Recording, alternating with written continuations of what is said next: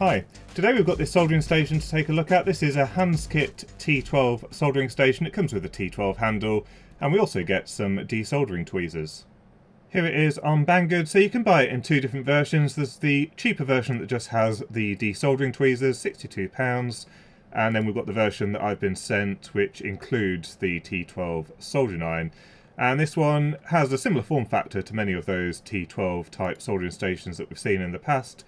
This one is rated at 72 watts and you can use it with either the tweezers or the soldering iron.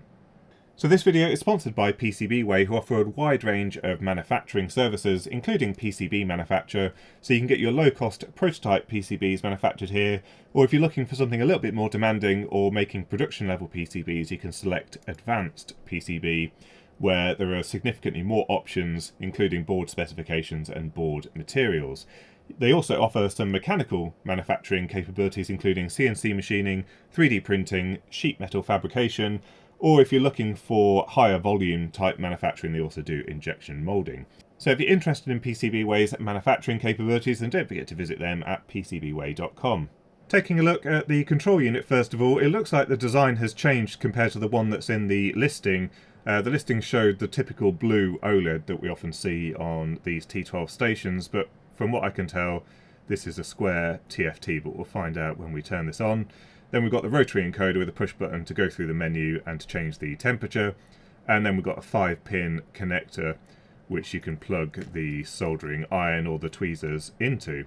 And then just at the back of the unit, we've got an ESD earth point, an IEC connector with a fuse and a double pole main switch. Now, some of these do have a problem where they're not correctly earthed on the inside, so we'll have to open this one up and have a look before we start using it. But other than that, this is just an off-the-shelf case with a custom front panel, as you can see, and it looks fairly neat from the front there. Here is the T12 handpiece, and I've had mixed results with these Chinese T12 handpieces. Some of them not making very good contact with the contacts on the cartridge, and that leads to the temperature being read incorrectly, and then the heater just sort of overheats and damages the cartridge. So we'll see what this one's like. Ergonomically, it feels kind of okay. We've got this silicone sleeve, which is quite comfortable to grip. The strain relief is a little bit dodgy. As you can see, there's some kind of glue or something spread around here, and there's a little crack in it as well. So not the greatest. It does have a silicone cable, and it's probably quite functional. Let's see what the... Yeah, so that does click in there quite nicely, but yeah, what I've had in the past is these haven't made very good contact with the contacts inside the handpiece. But that one seems to slide in, and it feels like it's well secured in place. And then we've got about 1 meter of silicone wire going to one of these little 5-pin connectors. Here are the tweezers, curiously only rated at 60 watts this time, and this is basically 2 T12 cartridges in here. You can remove them from the tweezers, so as you can see it's got the same type of base, but these ones are obviously special ones aligned for doing some desoldering work. Now they are fairly lightweight. I think these are pretty basic in terms of their construction. Compared to the Metcal and the JBC ones, these basically have no adjustment. Now obviously because these are T12 cartridges, you can rotate them like this to correct for a misalignment, but what you don't have is the adjustment screws to correct for sort of the up-down movement or how far the cartridge sticks out. So as you can see, the left-hand side here just sticks out a little bit more than the right-hand side. You might be able to sort of tweak it a little bit by moving the cartridges, but no proper way of adjustment. Other than that, these are entirely made from plastic. There's no rubber. The only flexible part on here is the strain relief onto the silicone cable. And interestingly, there does seem to be less spring tension on this top side than the bottom. So when you go to use it, it's only really this top side that moves. It feels like this side is possibly just binding up a little bit, maybe on the wiring or something like that. But yeah, when you switch it around and you try to use it, it's still the bottom side that moves, and this one pretty much stays in line with the enclosure. Other than that, the cable's the same as the one for the T12 iron, and we still have the same connector on this end. What I'm not sure on is whether these cartridges are connected in parallel or in series, and how we do the temperature sensing. So we might see if we can work that out from the way it's wired up. but let's have a look at the cradle.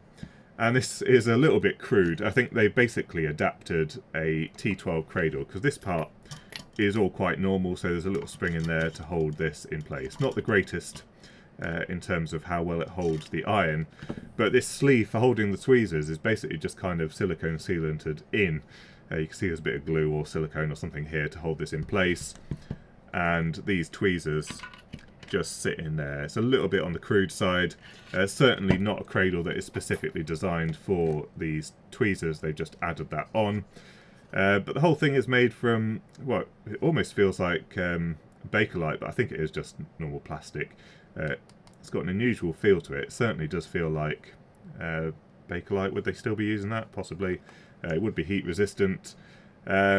On the back side, we've got a little bit of metal just to add a bit of extra weight to stop it sliding around. There's some rubber feet, and then just at the bottom here, we've got the sponge for cleaning the tip.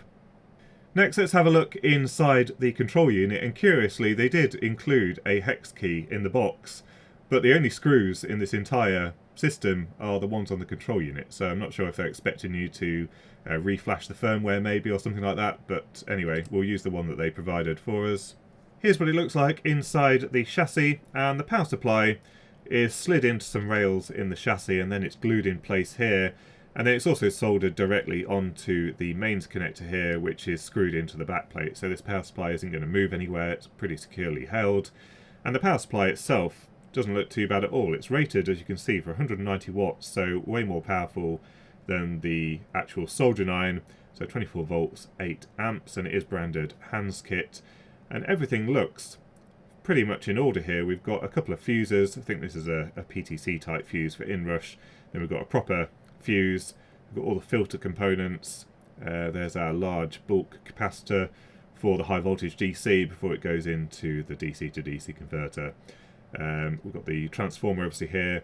We've got the switching element for the high voltage DC side, and then mounted on this heatsink is in fact a diode.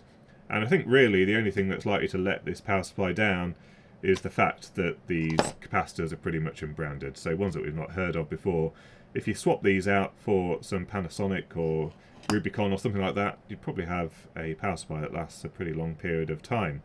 Now, the problem with previous T12 systems is that the whole thing wasn't earthed properly. You had an earth connection onto the power supply PCB, which was needed for EMC reasons. There's normally a capacitor bridging the DC side to the mains to conduct any high frequency noise back to mains earth. But the chassis was never earthed in these, and in fact it's still not properly. What they've added in is a thin wire which isn't rated for any kind of fault current that could occur. That goes on to the front panel PCB, which incidentally sort of earths the front panel through the connectors on the front, because the connector is earthed by virtue of this connection just here, and then that kind of provides an earth to the chassis through the screws. So it's sort of earthed, but it wouldn't stand up to, for example, a mains fault to the chassis. This wire would probably just vaporize. So really this needs replacing with something a lot thicker, and then ideally sort of a ring crimp terminal or something like that onto either the chassis directly or maybe through these holes here. Then we've got a ESD connection here, so we've got a resistor in series with that, so that's pretty much compliant with what you'd expect. You can plug your earth wrist strap directly into there, and that all looks in order. And then we've got the front panel PCB. Looking at the front panel PCB, the first thing that you can notice is we've got 24 volts coming in here, and then it goes to this pair of MOSFETs. So we've got the gate pin just here, and then we've got the positive coming in to these 3 pins at the top, and then the 4 pins at the bottom. One of them connects to this pin here, and one of them connects to this pin here. So we do actually have control of 2 heating elements in the tweezers, and in the soldering iron just one of these won't be used. Now we don't have dual temperature control, so it's not individually controlling the temperature of the 2 heaters. You can see we've just got a protective earth, we've got a electronics ground, and then we've got the sense connection for the thermocouple, and that will just come from one of the cartridges. But they do have the 2 MOSFETs there to control 2 heating elements. And then what we've got here quite clearly as a DC to DC converter, providing the 3.3 volts for the electronics.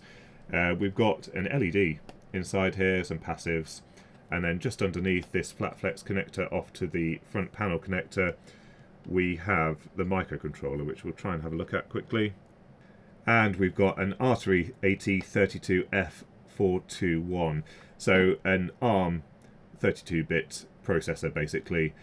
We've seen these Artery processors in some of the other soldering stations. I think it was in the other T12 station that we looked at. But not really too much to speak of here, but everything all looks in order. We've got our programming interface, so I'm not sure if there's a third-party firmware available for this. I know there was for some of the other T12 soldering stations, and we loaded that onto one of them in a previous video. But let's try it with the stock firmware and see how it works. Okay, let's power it up. And it's warming up. 80 watts or so, as you can see from the mains at the top there. And it looks like it probably takes about 10 seconds to heat up to normal soldering temperature. It does look like the display's slightly wonky. I wonder if it's been glued slightly wonky onto the PCB. But we can adjust the temperature here by turning the dial, and it does update it straight away in real time, but you can push the button to store that temperature. So you can see it does actually adjust it in real time. You can see the power level going up, and then it stores it without even pushing the button. Now to go into the user menu, you hold down the rotary encoder, and then we've got all of the different options there. And yeah, you can definitely see the LCD is slightly rotated there. But we've got sleep time and sleep temperature, so after it's not been moving, basically once it's in the cradle for a specific period of time, it will go to a reduced temperature. Now interestingly, it says tool 1 and tool 2. So it looks like you could potentially use this with 2 soldering irons instead. So 2 controls there. We've got the temperature, which is currently set to 200 degrees C. And then this is basically the standby time, so how long before it turns off the heaters completely. Stepping is the step size for when you turn the rotary encoder. So 5 degrees I find is more than sufficient, but you can adjust that down to 1 degree C if you wanted to for your adjustments. Language, obviously we've got Chinese and English, and then we've got the tip adjustment, which is when we do our calibration if we need to adjust it slightly. Then work mode, this is where you pick between soldering iron or tweezers, so that basically sets it so both of the heater channels work together when it's on tweezer mode. And then factory reset, system info, so the T12-X2 with hardware version 1.5 and software version 2, and then exit. So that's pretty much all there is to it. Let's have a quick look at the calibration. And we're still set to 345, so let's see what it comes up with on the calibrator. Okay, so it's way off. 415 degrees C. Let me turn this down. And we'll just check to see whether it's actually controlling the iron properly. Now I've had this before on one T12 station where it wasn't making good contact in the handpiece with the cartridge and it wasn't reading the thermocouple properly. It says it's cooling down now, so we're at 260. Let's just check what it's doing. So the temperature's still coming down on the tip. It's not entirely making sense what's happening here. So 270 there, maybe the slope is just entirely off. So to 310. And based on this, it'll probably end up about 350 degrees or something. Yeah, so 350 degrees. So I think the slope is just completely off and there's no way to calibrate that. There's an adjustment for the offset, but there's no calibration procedure on here. So that's a little bit rubbish. So we've got an Arduino type development board here, which I think was broken with reverse polarity. But you do need to tin the tweezers before you remove any components, just to get a little bit of extra solder at the end here. And let's see if we can remove these 0805 components along here.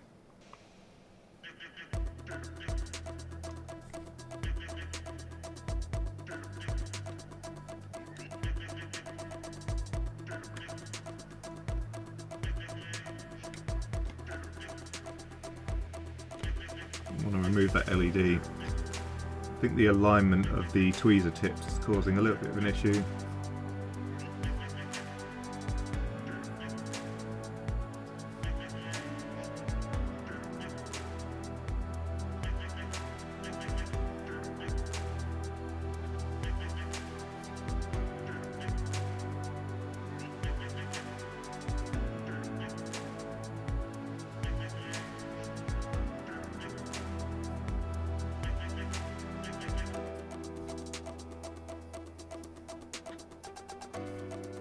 So those are coming off really quite nicely actually. I said that, and then the LED gets broken. Let's see if we can remove this crystal here. Oh no, we can't get past the USB connector. So because of the shape of the tips, can't actually get that left hand side down by the side of the tweezer. Let's see if we can remove this crystal. The pads might extend a little bit too far underneath. We are melting the plastic a little bit. This is a little bit tricky to remove. There we go. Put it off. About this diode at the bottom. If we approach from the side, we can avoid the connectors, it looks like. There we go. And the capacitors we should be able to remove as well. But we might be melting that plastic once again.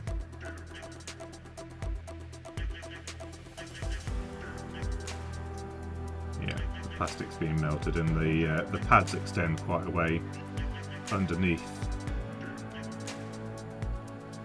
Eventually it comes off, but we do melt a bit of plastic on the leads. Now the tips are a little bit too small here to remove an SOIC package.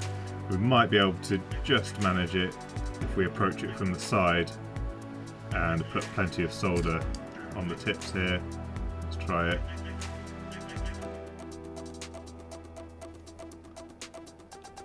Normally you'd use a different style tip, but it did manage to remove that with a little bit of bodging.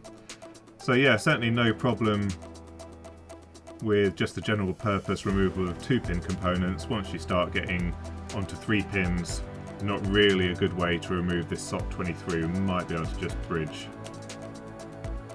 across the pins, but you're risking a bit of damage there. You're better off with hot air or some wider tweezer tips. No, we're not going to do that. And then I've got a PCB here from PCBWay just for testing the soldering iron out, but I don't expect any issues with the actual soldering itself. It's currently set to 315 on the soldering iron, but obviously the tip is hotter than that.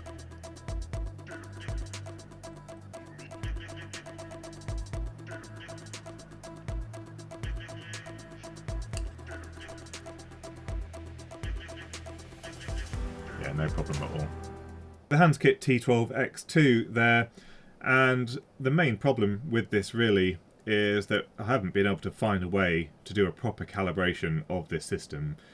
We can do the offset in the user menu, but we can't change the slope of the gradient. We need to do a 2 or 3 point calibration of this soldering iron, and I tried various things like holding the button down while you power it up to enter some special mode or anything like that, but I didn't find anything. I didn't find anything in the literature either, so perhaps if someone finds something we can do a quick follow-up for this. But as it stands, it's a little bit unusable. You probably could get away with using it if you ignored the fact that what's being shown on the display doesn't reflect what's actually happening on the soldering iron tip, but I don't think that's really that good. Now, in terms of performance, actually it was able to deliver a fair amount of power, and with the tweezers we peaked at over 150 watts, so it's got the power there. If someone can sort the firmware out, I think it wouldn't be too bad. But it is a low-end system, like the handpiece and the tweezers are pretty flimsy, and many people have asked me to do reviews of tweezer type devices, but honestly I don't actually use them that often. I've got a pair of Metcal tweezers at the back of the bench which were extremely expensive and they very rarely get used. I normally find it's a lot easier just to use a pair of soldering irons, and you can change the tips for whatever you want and just use the 2 soldering irons and lift up a component that way. And then you've got the additional soldering iron if you want to have the flexibility of having 2 soldering stations. So personally I prefer to use 2 soldering irons. If you were desoldering stuff all day, maybe the tweezers would make sense. However, if anyone does want to take a look at this item, I will put a link in the description down below. If you've got any thoughts and comments, don't forget to leave them in the comment section down below. Don't forget to visit our sponsor for this video, PCBWay. And until next time, thanks for watching.